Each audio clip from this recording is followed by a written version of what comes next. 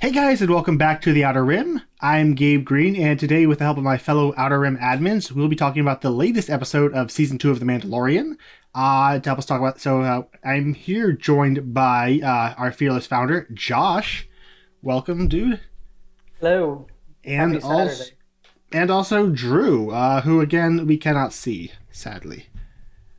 Unfortunately. Someday. Someday. Someday. It's the dream of this show.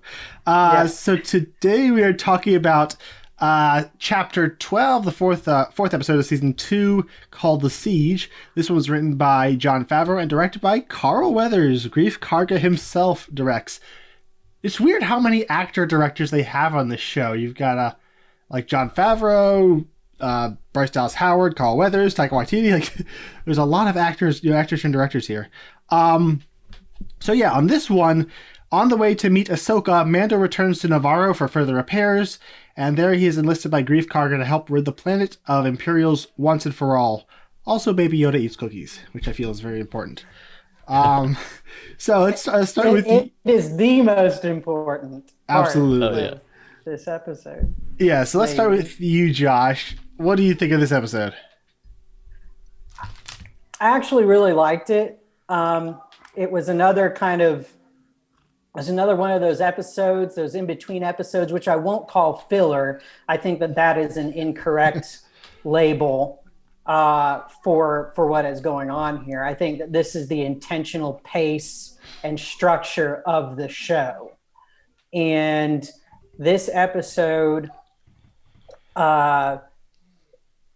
before we get to where I really think fans want to be, which is probably the next episode following this one that things have kind of been building up to.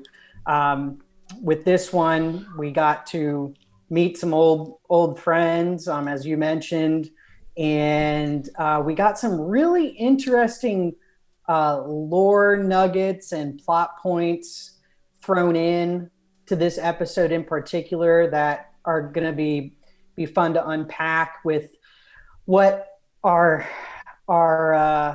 heroes found in this Imperial facility that they blew to smithereens in spectacular fashion.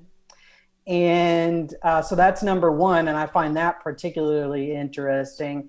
And then the, of course, continued adorable escapades of Baby Yoda eating what appeared to be blue macaroons, and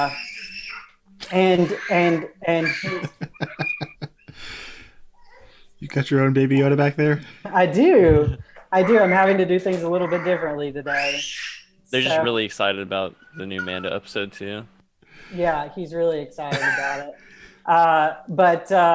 And then Baby Yoda's what are we going to call that? It was almost as if Baby Yoda was on a roller coaster, throwing his hands up in the air. Yeah, it's so That adorable. that was amazing. Those are just some popcorn thoughts about the episode right off the Yeah, bat. I think fans overall are really pleased with this episode because it gives us some answers that we've been waiting for since, the cliffhanger of, or the ending, the final shot of the pilot episode where, what does what's his name? What's the guy's Moff Gideon? What does Moff Gideon want with Baby Yoda? And we finally get the answer to that. I kind of think we probably should have gotten it in the finale of the first season when he was finally introduced, but they're really holding on to their secrets tight here. Drew, how about you? What did you think? Yeah, overall I really enjoyed this episode. And I'll say actually that this episode and the last episode were probably some of the most enjoyable episodes I've seen so far. In terms of direction, yeah, maybe they're not the best because they're not being directed by these really renowned directors. But just the overall enjoyment and like fun factor, they've been really entertaining so far. And I was fully going into this episode expecting it to be another like one-off kind of episode, like the second one this season. But much to our surprise, we got those really cool lore drops about Moff Gideon's intentions. Even though we don't fully understand what he's trying to accomplish, we kind of know, like, we have an idea of what they're trying to do with Baby Yoda. And like just overall, I really enjoyed it, and I was very surprised by those lore drops that we got. Yeah, so let's talk about that. We finally get the answer to what Moff Gideon wants, and as best I can tell, it's that he wants to use the M count in Baby Yoda's blood, which I'm assuming means midichlorians, to transfer force powers over to other people. Now, is he trying to make a force, like an army of force sensitive soldiers, or I could see this guy probably wanting, he carries around the dark side, but maybe he wants to inject it to himself and gain force powers and be like a new Darth Vader. Like, he seems to have the ego for that. I feel like I need the gif of Han Solo going, that's not how the Force works. Right. But it's definitely interesting and super creepy with those like deformed guys and vats and all that. I know it made me. I had from those kind of vats or test tubes. I all of a sudden had at least when I was watching it, a flash in my mind too. And this may or may not end up being the case. I'm not married to it. I've learned with Star Wars that I think you all have too, that you can have your own thoughts and theories about the way something is going to go, but don't hang on to anything too tightly, because when you do that, you can set yourself up for disappointment. I'm more interested in just letting the story unfold. However, those test tubes, those vats made my mind flash to a door slamming. It made my mind flash to the vats on Exegol in The Rise of Skywalker. Yeah. Mm-hmm. A lot of people are speculating where my mind went. Yeah, a lot of people are speculating that this is like either Proto Snoke or maybe even early attempts to clone the Emperor. I really don't want to go there. This could be just like PTSD from Rise of Skywalker. I don't want to think about the Emperor right now. Like, eventually it's going to have to be reworked into canon. It happened. We have to accept it. You have to make it work. Yep. But I'm still healing, okay? I get it. You got to put it to rest for a little bit. I will say, though, I was pretty fascinated because what was one of the Imperial officers said something about, and I'm paraphrasing, but something about the coming of a new era, and that was from the pilot, right? Right. And so contextually, that's a loaded statement. Well, I think in this context, it means the rebellion won. We're bringing in a new era of peace. Right, but wasn't it said by a Imperial sympathizer? Oh, wait. Okay, maybe I'm talking about someone else. I know what you're talking about. Yeah. Okay, now I remember. Yes, the Imperial officer on the bridge. Yeah. Was like, yeah, okay. You will be rewarded in the new era. Yes. There you go. I've only watched it once, so forgive me. But so I found that interesting. And then, of course, what we found out while we were there helped kind of pack that in too. We are getting. There were some really interesting lines by the pilot. I think his name is Carson Teva. I'm still bitter that not all the pilots are played by episodic directors. Like, you have actor directors, you have Bryce Dallas Howard, you have Taika Waititi, you have Jon Favreau. Like, you have actor directors. If you needed an actor for this role, you could still continue the tradition of having actors playing X-Wing pilots.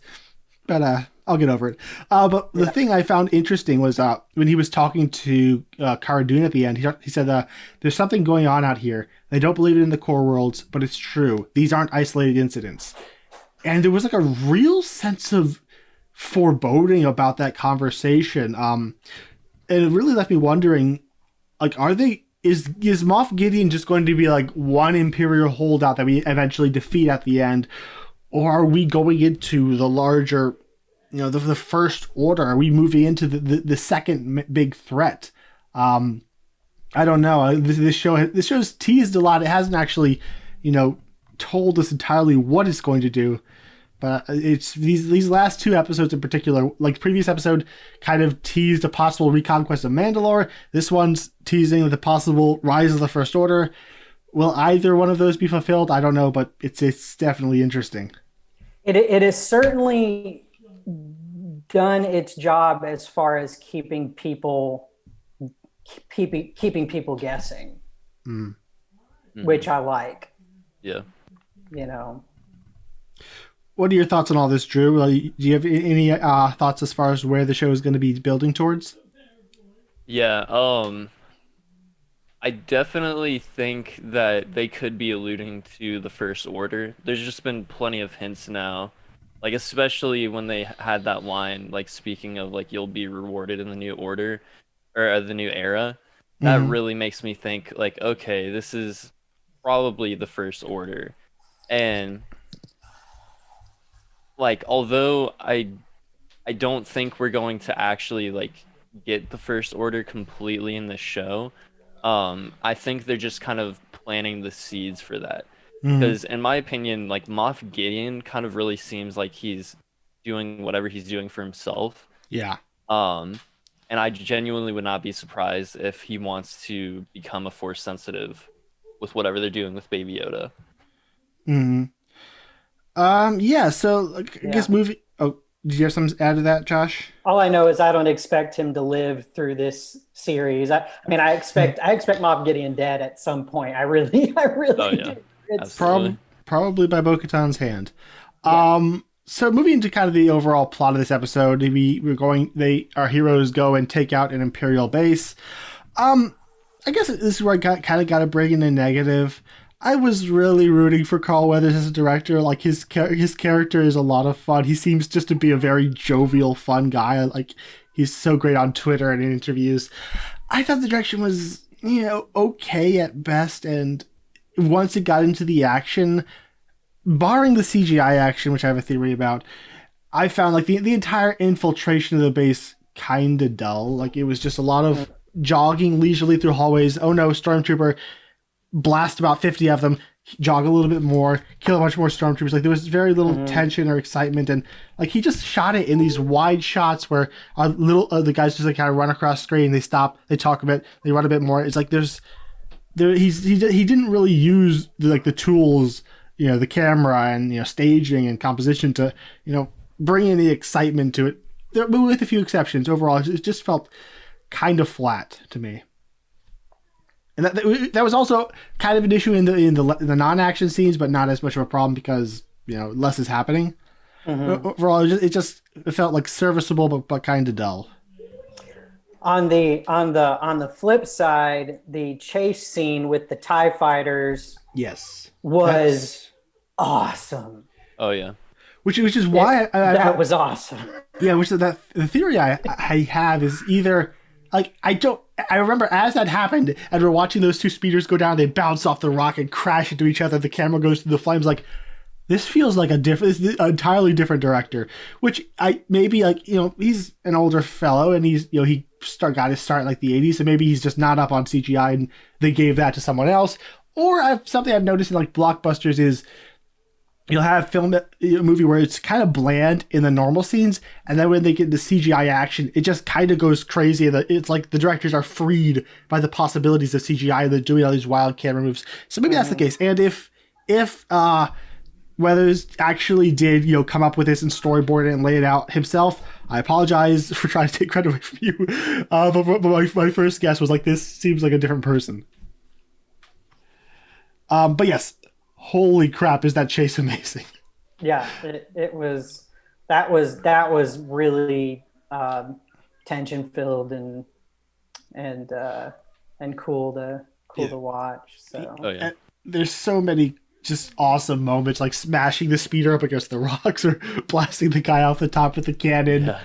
Yeah. And just Mando versus the TIEs. There are so many awesome little beats and moments, woven in there. I think that one wide shot at the end where both of them are flying towards each other and you're blasting and spinning. It's just, there's some amazing stuff there. Absolutely. Yeah. And like, something I've noticed from this season, a lot of the like starfighter stuff has been great so far. Like the Yes. second episode, incredible chase sequence with the starfighters, and then again in this episode, another like really awesome dogfight which is like great to see because it's this, smaller scale like TV series. Like you wouldn't expect it to have like the same kind of spectacle as the films do, but like genuinely, like I feel these starfighter battles, like I could see it in a Star Wars film. Like that's how good they were. Which kind of makes it all the weirder with like their like total commitment to practical effects, like with the lava ferret or whatever that is at the beginning. Like you can afford a CGI ferret. That thing you're using does not look alive. Yeah, it seemed like it was kind of on a stick, just flopping around. But I mean, I appreciated it all the same. It was fine. I feel like it gives it some extra heart and like almost a bit of nostalgia, like they're definitely kind of feeling like the original trilogy. I mean, what's cartoon actor's name? I'm blanking. Gina Carano. Like she God bless her, but she can barely act against people. She's not. You don't want to put her against an inanimate object like that. Yeah. So, but I do like the way we find the town. Now you have Grief Karga as the administrator, and the car dude is the marshal who just goes around punching dudes. And by the way, like she really knows how to, like, she may not be able to act, but she could really handle herself in an on-screen fight. Like the physicality of that scene against the three, I think they're called Aqualeshes, in down in the sewers was really, really well done. Well, and I mean that's her professional background anyway. Yeah. So that was very awesome. And I was like, oh my gosh, she could, 90% of guys out there, she could just snap their necks in two. Easily. So that was very cool to see her fighting and everything. And I personally, I mean, I like her character. Not the best actor, but even in this episode, she delivered her lines in a serviceable. They were it was serviceable.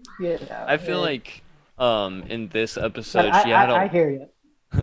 I feel like in this episode she had a lot more like charisma and like didn't feel as wooden as she did in the first season.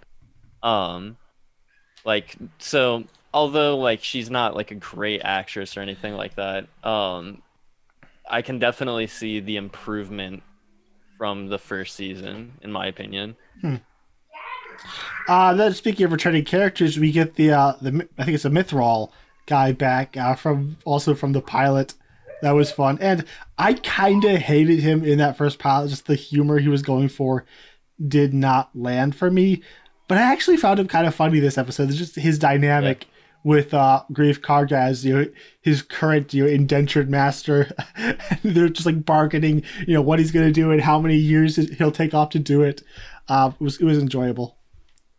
Yeah, I definitely agree with that. I really like the part where they were trying to like hack into the computer or whatever you'd call it in Star Wars. But they were trying to hack into the thing to get whatever the Imperials were destroying. And then the bodies, were like laying all over it. And he's just like, pardon me, and then pushes it to the side. There was a funny moment. I can't take credit for noticing this. They mentioned it on the Force Center podcast. Was when he's like, hey, look at this mint transport. You know how much you can get for that on the black market? And that is like based on a classic Star Wars toy. So like it was like kind of like a reference to like the toy collectors. Like, look at this toy. You can make so much money for that. I didn't realize that was kind of a wink. I didn't either because I'm a baby or something. Yeah. And one of the big positives that Carl Weathers brought to this episode is you can tell this man loves him some Baby Yoda. Like every chance he got, he's cutting to him, having him do something. Like I love when he arrives, like, hey, Baby Yoda. He just like goes and takes him and spends the next scene just kind of carrying him around. Like it's just so adorable to watch. I know, and then him being put in the classroom with all the kids, and using the Force to get his cookies, and then getting sick on the cookies later, and then Mando's ever evolving paternal instincts, cleaning up the That was cleaning so up the spit up on him. like It's just like it's something cleaning. every parent's done. Like trying to reach back while driving, Yeah, cleaning yeah. I up mean, yeah, vomit. you've heard some background noise from that very child that I've had to do that for Yeah, on a regular basis. and I like that they're very actively aging up and developing baby. They could very Mhm. easily keep him statically. Just he's cute. We're gonna have baby moments, but Yeah. it feels like each episode he's kind of growing a little. Like last Mhm. episode, we got to see him like with a real like complete family unit, which like we couldn't think of a single like has there ever been like a complete happy nuclear family unit that didn't die in Star Wars before? Not really. Like Honestly. yeah, it's like he got that time with them, and now he spent some time in his school with other children. Like he's actively like all the previous Force uses seem to be very instinctual, whereas this like I want that. He won't give it to me. Okay, I will reach out and like it felt like very he's working it, he's thinking it through, working the problem. Yeah. Also, he seems to now kind of understand speech, like where he's like, get the blue wire, not the red one, and he's like looking at him. And it reminded me a lot of the scene in Guardians of the Galaxy 2 with Baby Groot and the bomb. Mhm. But Yeah. I loved how patient Mando is. No, not that one. And then afterwards, everything goes wrong. He's like, "Are you okay?" Like he doesn't yell. He doesn't lose his patience. He's just so kind and understanding. Oh, it's Yeah. so sweet. Yeah. So anything in particular you guys noticed that you want to talk about? Oh, two things. One, we've seen all the trailer footage now. Oh yeah. True. So we're flying in completely blind for the next 4 episodes, which is gonna be crazy. Um, Yeah, they didn't even do that. Like for season 1, we had like a lot of shots from the climax were in those. Like, Oh, yeah. the final episode were in the trailer. So this is a really interesting place to be, especially just considering the possible like Boba Fett might still come back. Yeah, we know that Ahsoka Tano's coming in. Yep. Is Captain Rex Sabine? It's exciting. There's so many possibilities, but yeah, I'm very excited to see what kind of surprises they have. Because I mean, even like I said earlier with this episode, I wasn't expecting those like lore drops that we got. Mhm. So it's like, who knows what's gonna happen next? And then also another thing, Star Wars Dark Forces is like my childhood game. One of the first video games I ever played. Like And the they're bringing original in- Dark Yeah, the Forces? original Dark Forces. I had it on the Super Nintendo, and those troopers that we saw at the end were Dark Troopers, which originated from that game. Which are battle droids, correct? I've never heard of them before. I guess there's like the different reaction to iterations this of episode. them. Some are battle droids, and then they also have like exoskeletons Mm. and like different Star Wars media and legends. But yeah, that just was like a huge nostalgia trip. I was super happy to see that. And with them tracking the Mando, I'm fully expecting some crazy fight to break out in the next episode if Ahsoka is going to show up that episode.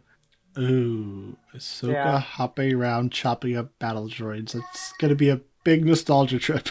Yeah. Oh, yeah. Well, and it's just all the different kind of like characters that are being pulled in. You could end up with like utter and complete chaos, like just everyone going in guns blazing for their own reasons And they've- purposes, They've showed their hand as far as how much money they've been given for season 2. They gave us a freaking crate dragon that looked movie quality in episode 1. Yeah. They've had these massive space battles. So imagine what they're saving for us for the finale. Yeah. But to hop back to the lore questions, they seem to be acknowledging midichlorians, which is a really ballsy move because like this show seems very much geared to pleasing the boomer fans. No offense, just like that era of original trilogy fans who grew up on that, who don't necessarily hold to all that newfangled prequels and sequel trilogy stuff. So to come in and say that we're going to acknowledge one of the most unpopular choices Lucas made, that really piques my interest. Although, if I don't know that they're ever going to say the word midichlorians, they're probably going to stick to M count, hoping that some of the older fans won't even notice. But Google M count. yeah, but still, like it's really getting into Lucas's Force lore in a way that I was not at all expecting this show to ever touch with a 10-foot pole. Well, and then bringing science back into it. Mm-hmm. If only to say it doesn't work like that. Right. I mean, right. That's exactly right. So. Yeah. So, anything else in particular I wanted to mention before we start wrapping up? Actually, hang on. I forgot our segment. So yeah, I have to ask you guys, what was your favorite Baby Yoda moment? There's quite a few to choose from this episode. Josh, you go first. It was hands up in the Razor Crest during the dogfight. I mean, hands down, and then him spitting up on himself. That was it. Yeah. How about you, Drew? Man, for me, it's like a toss-up between the beginning when he was like messing around with the wires. I just thought that was so freaking funny. And then also, when he was in the school, like asking for like the cookies, which like we were talking about earlier, like the amount of growth that he's had, like he's being so much more vocal and like understanding. And so it was really funny to see him just reach his hand out and go like, like asking for the cookies. Yeah, for me, y'all kind of took mine, so I'm just gonna go with just the relationship between Baby Yoda and Grief Karga. It warms the heart. Then your favorite badass Mando moment of the episode? Actually, I'm gonna go first so y'all don't take mine. when he flies out of the lava vent, blasts the two guys, and then lands back into frame with the superhero pose. Just that's the stuff. That one too. I knew it. I mean, for me, it connects to what I shared just a moment ago. But just seeing his expert piloting skills, but in this instance, his dogfighting skills with a ship that looks a bit unruly. To be, it's kind of a clunky ship. That's why he uses it. You underestimate it.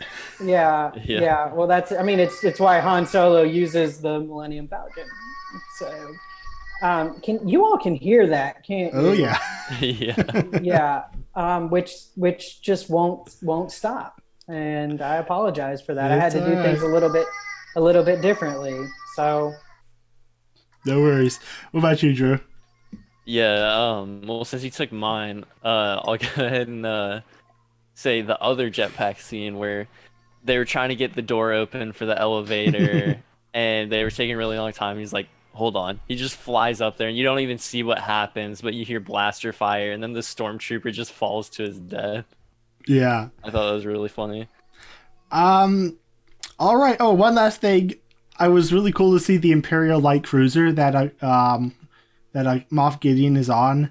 That was something that, I'm sure it's shown up many times in Star Wars before, but the place that I really came to notice it was in Rebels, where they were a real staple.